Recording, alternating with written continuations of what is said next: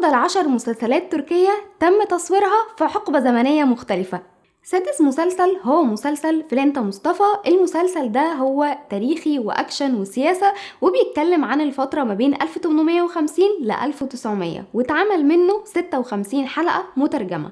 وأحداث المسلسل هنا بتدور عن الشرطي مصطفى، وكمان أغنى رجل في تركيا حاليا ورجل الأعمال بوريس، واللي كان تاجر سلاح وكمان بيستغل نفوذه ونقوده دي في إدارة شبكة من الجريمة والفساد.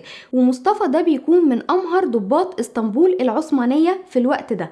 وبعد كده بوريس بقى بيكون عايز يزيل مصطفى ده من طريقه، فبيلفق له قضية قتل وتهمة قتل بيرميها عليه. بعد كده القاضي بيحكم على مصطفى ده ان هو هيديله سنة يثبت فيها براءته. لو ما قدرش ان هو يثبت فيها براءته هيتحكم عليه يا اما بالاعدام يا اما هيتم نفيه.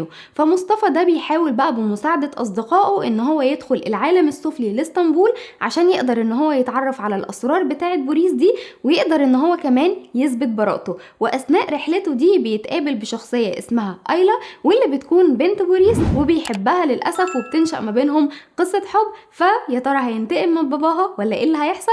مسلسل حلو جدا.